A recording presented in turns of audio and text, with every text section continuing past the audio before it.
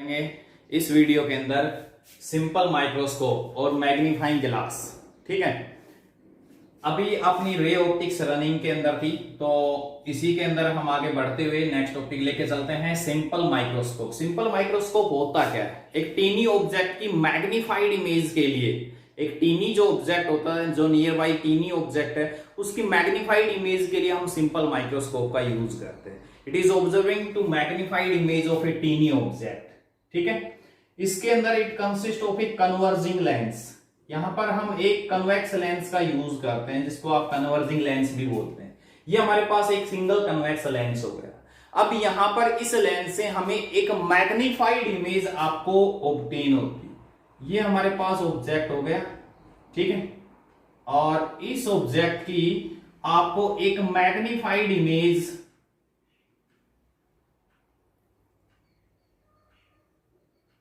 which is obtained at the least distance of distinct vision.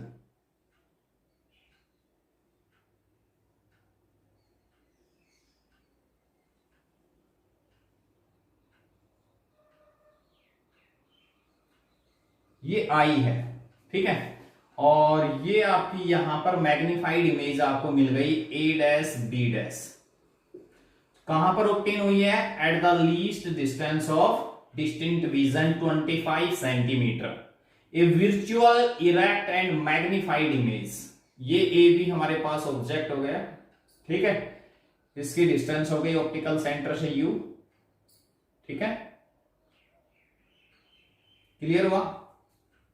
तो यहां पर ये हमने इसकी मैग्नीफाइड इमेज ले ली, ठीक है, जो आपको ऑब्टेन होने लग रही है ए डैश बी डैश।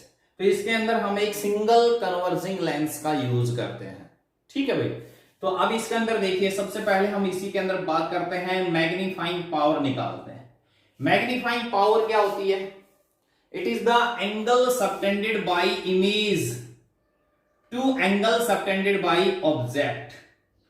इमेज से जो एंगल लेके चलते हैं वो होता है बीटा। ये हमारी इमेज है ए डैश बी डैश, ठीक है, तो इससे ये जो एंगल हमें ऑब्टेन हो रहा है ये होगा आपका एंगल बीटा। ठीक है, समझ गए? अब मैंने क्या किया, आपका ऑब्जेक्ट को भी हमने क्या ले लिया, least distance of district vision पे ही ले लिया। यहां पर ए1 बी डैश, इसी के बिल्कुल सेम साइज का यहां पर ले लिया और एक रे यहां से डाली। ये जो ऑब्जेक्ट से हो गया, ऑब्जेक्ट से ये जो एंगल हो गया, इसको हम नाम देंगे यहां पर अल्फा। ठीक है, तो magnifying power is the ratio of angle subtended by image to object. ये हमारे पास इमेज हो गई ए डैश बी डैश, जो आपके पास इमेज हो गई, इससे जो इमेज से जो एंगल बन रहा है ये आपका बीटा हो गया। और हमने क्या किया, अब वही बात है, सेम हमारे पास ऑब्जेक्ट पड़ रहा है, तो यहां पर ऑब्जेक्ट को यहां ना लेके हमने least distance of district vision पे मान लिया। ठीक है, यहां पर इमेजिन कर लिया इसको ए1 बी डैश, और यहां से ये एंगल ले लिया हमने अल्फा। ठीक है, अब यहां पर जो सिंस एंगल जो हमारे पास है, सिंस एंगल इज स्मॉल, तो इसको आप tan में भी कन्वर्ट कर सकते हैं। मतलब n इज इक्वल टू, इसको आप ऐसे भी लिख सकते हैं, beta is equal to nearly equal to हो जाएगा tan बीटा के, and alpha is nearly equal to tan alpha के। ठीक है, अब यहां से हम tan अल्फा और बीटा की वैल्यू हम फाइंड आउट करेंगे। ठीक है, तो tan अल्फा के लिए मैं ट्राइंगल लेके चल रहा हूं, ट्राइंगल A1 B डैश, इसको हमने नाम दिया ऑप्टिकल सेंटर C। ठीक है, ये ट्राइंगल ले ली A1 B डैश C, ये हमारे पास ट्राइंगल होगी। इसी ट्राइंगल के अंदर से मैं tan अल्फा की वैल्यू निकालता हूं। tan अल्फा हमारे पास क्या हो जाएगा, परपेंडिकुलर अपॉन में बेस B डैश। ठीक है, सिमिलरली ट्राइंगल ABC से tan बीटा की वैल्यू निकालते हैं। tan बीटा हमारे पास हो जाएगा परपेंडिकुलर AB अपॉन में बेस। ठीक है, B से। सो मैग्नीफाइंग पावर क्या हो जाएगी आपके पास, फ्रॉम फर्स्ट इक्वेशन से बात करें हम, फ्रॉम फर्स्ट से magnifying m is equal to किसके इक्वल होगा, tan बीटा। tan बीटा हमारे पास क्या है, AB अपॉन में BC इनटू में अपॉन में tan अल्फा हमारे पास क्या आ गया, A1 B डैश अपॉन में B डैश C। ठीक है, अब देखिए यहां पर अगर हम बात करें A1 B डैश की, this is nearly equal to AB।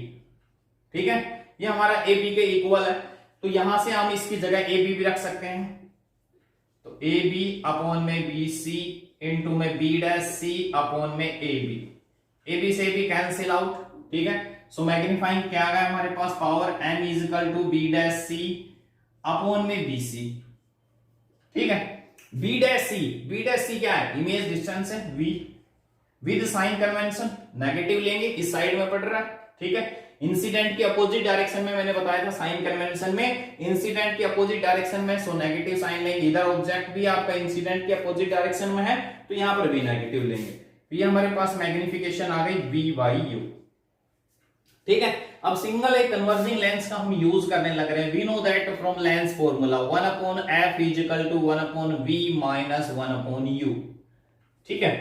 इसको v से मल्टीप्लाई करो, v अपॉन में f इज इक्वल टू, यहां पर v अपॉन v हो जाएगा माइनस v अपॉन u हो जाएगा। इसको इधर ले आते हैं, इसको इधर भेज देते हैं, तो v अपॉन में u की वैल्यू हमारे पास आ जाएगी, ये तो 1 हो जाएगा और ये इधर आएगा तो 1 माइनस v अपॉन में f, ठीक है। ये वैल्यू हम इसके अंदर पुट करते हैं, इसको हम सेकंड इक्वेशन नाम दे देते हैं।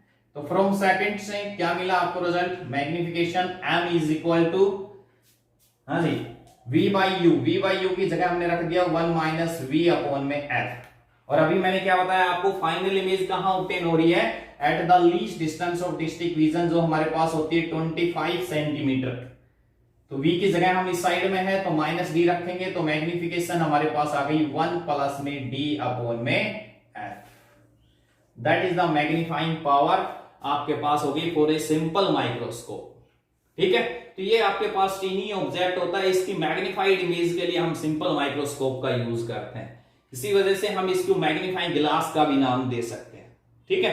तो इसलिए हम इसको मैग्नीफाइंग ग्लास भी बोलते हैं। अब देखिए मैग्नीफाइंग पावर आपके पास यहां जो हम लेके चलते हैं आपका एक कन्वेक्स लेंस, वो शॉर्टर फोकल लेंथ का होता है, क्योंकि यहां से देखिए आपको रिजल्ट क्या मिल रहा है कि मैग्नीफाइंग पावर जो है आपकी मैग्निफिकेशन इनवर्सली प्रोपोर्शनल है फोकल लेंथ के। तो यहां पर स्मॉल अगर हम लेके चलेंगे फोकल लेंथ, इसकी जो फोकल लेंथ है f की वैल्यू अगर हम स्मॉल लेके चलेंगे तो आपके पास जो मैग्नीफाइंग पावर होगी वो उसकी लार्ज होगी, ठीक है। इसी वजह से हम जो कन्वेक्स लेंस लेके चलते हैं वो शॉर्ट फोकल लेंथ का लेके चलते हैं, ठीक है। आई बात समझ में, वर्चुअल और इरेक्ट मैग्नीफाइड इमेज आपको यहां पर ऑब्टेन होती है।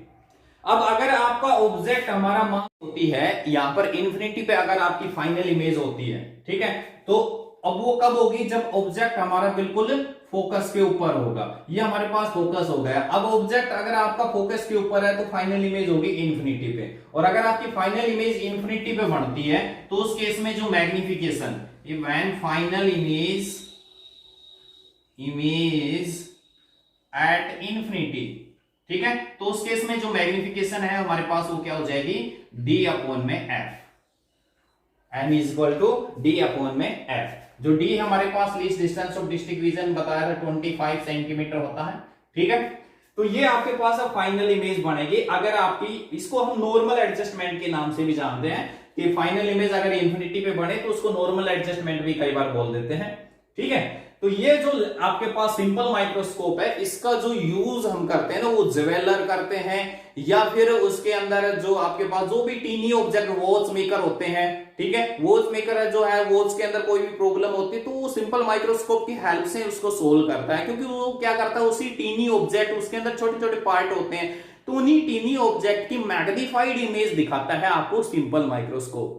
इसके अलावा स्कूल वगैरह के अंदर जो लेबोरेटरी होती है, लेबोरेटरी में वर्नियर स्केल जो होता है, उस वर्नियर स्केल की रीडिंग के लिए भी हम इसका यूज कर लेते हैं, ठीक है। सिंपल माइक्रोस्कोप जो होता है इसकी जो मैग्निफिकेशन है ना वो आपकी मान के चलिए लेस देन 10 होती है, ठीक है, समझ में आई बात। तो यहां पर आपको मैग्निफाइड और क्लियर इमेज, अब देखिए यहां पर जो एक सिंगल लेंस का यूज करते हैं तो इसलिए स्फेरिकल और क्रोमेटिक एब्रिविएशंस हैं वो आ जाती हैं कई बार, ठीक है, स्फेरिकल वगैरह क्रोमेटिक एब्रिविएशन। तो प्रॉपर अगर सिलेक्शन करते हैं हम लेंस वगैरह का तो आपके पास जो फाइनल इमेज है वो क्लियर बनती है, ठीक है। तो ये था आज का टॉपिक हमारा सिंपल माइक्रोस्कोप। इसके बाद जो नेक्स्ट हम डिस्कस करेंगे वो कंपाउंड माइक्रोस्कोप, तो उसके अंदर हम ज्यादा लेंस का यूज करेंगे। तो आज के लिए इतना ही, थैंक्स।